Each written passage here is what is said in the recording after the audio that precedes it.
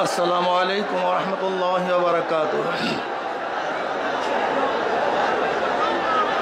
नहमदु व नसल्ली अला रसूलिहिल करीम, अम्मा बाद। अऊज़ु बिल्लाहि मिनश शैतानिर रजीम, बिस्मिल्लाहिर रहमानिर रहीम। इन तत्तकुल्लाह यजअल लकुम फुरकान, सदकाल्लाहुल अलियुल अज़ीम। আমার গবেষণায় ঐক্য না হওয়ার একমাত্র কারণ হলো কলব। আমার গবেষণায় ভুল না হতে পারে, নাও হতে পারে। আমাদের সমস্যা হলো অন্তরের ঐক্যতা নেই, অন্তরের মধ্যে মোহাব্বত নেই, ভালোবাসা নেই। এই জন্য যতই ঐক্য করি না কেন ঠিক থাকে না। এই জন্য আমি মনে করি যে আমাদের কলবের ঐক্য যদি হয় তো সে ঐক্য ভাঙবে না। দেখেন, স্টেজ ফিটিং ঐক্যের কোনো মূল্য আমি কোনোদিনই দেই নাই, এর কোনো গুরুত্ব আমি মনে করি না। অনেকে দেখছি একসাথে বসলে খুব আনন্দিত হয়, এটাও দরকার আছে, খুব ভালো। কিন্তু লূত আলাইহিস সালাতু ওয়াস সালাম তার স্ত্রী একই বিছানায় ছিল, কিন্তু ঐক্য ছিল না। নবী নূহ আলাইহিস সালাতু ওয়াস সালাম তার সন্তান একই ঘরে ছিল, ঐক্য ছিল না। নবী ইব্রাহিম আলাইহিস সালাতু ওয়াস সালাম তার বাবা একই বাড়িতে বসবাস করতেন, ঐক্য ছিল না। কিন্তু নবী আলাইহিস সালাতু ওয়াস সালাম আর রয়েস করুনি ভিন্ন জায়গায় ছিল, কিন্তু ঐক্য ছিল। আমি সেই ঐক্য চাই। আল মুমিনু কারুজুন ওয়াহিদ।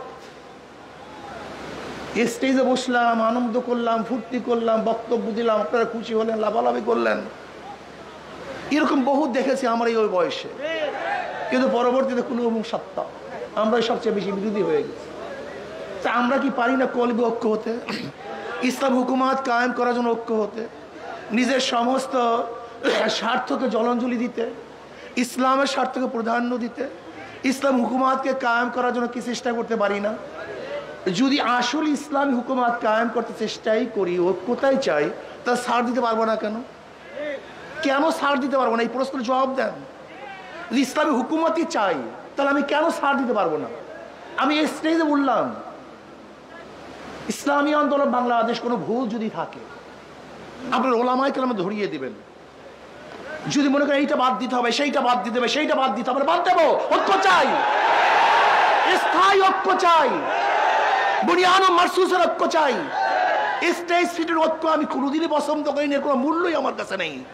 আফগানিস্তানে কলবি ঐক্য ব্যতীত বিশাল একটা জয় করেছিল, পরবর্তীতে তাদের মধ্যে সবচেয়ে বেশি মারামারি কাটাকাটি হয়েছে। কিন্তু পরবর্তীতে এককভাবে নেতৃত্ব দিয়েছে, আর কোনো মারামারি কাটাকাটি হয়নি। আপনি কি ভেবেছেন? ধরে নেন অলাও ফরজান, আজকে আমরা কলবি ঐক্য ব্যতীত একটা স্টেজ ফিটিং ঐক্য করলাম, ইসলামী হুকুমাত কায়েম করলাম, পরের দিন কি হবে বলেন তো? পরের দিন কি হবে?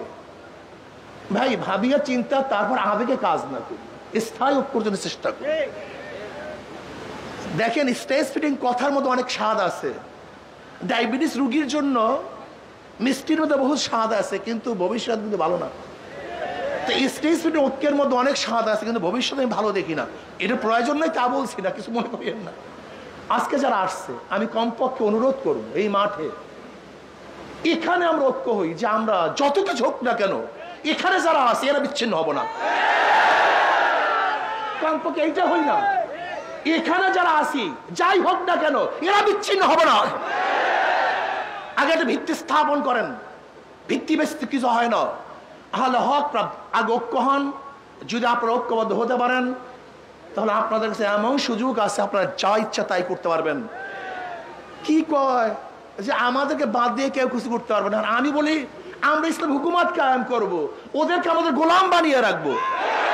আমাদেরকে বাদ দিয়ে মানে কি আমরাই ক্ষমতায় যাব? ক্ষমতায় যাব আমরা, আর বাইরে যাবে কে? 92% মুসলমানদের দেশে ওলামায়ে কেরাম ক্ষমতায় যাবে, এটাই যৌক্তিক। ক্ষমতায় না যাওয়াটা অযৌক্তিক। কাজে আপনারা ঠিক থাকেন, এখানে যারা আসেন ঐক্য হন। আমি চ্যালেঞ্জ দিলাম, ইনশাআল্লাহ ইসলাম হুকুমাত কায়েম হবে, এদেশে কলেমার পথে উড্ডয়ন হবে। আল্লাহ আমাকে আমাদের সবাইকে কলবে ঐক্য হওয়ার তৌফিক দান করেন।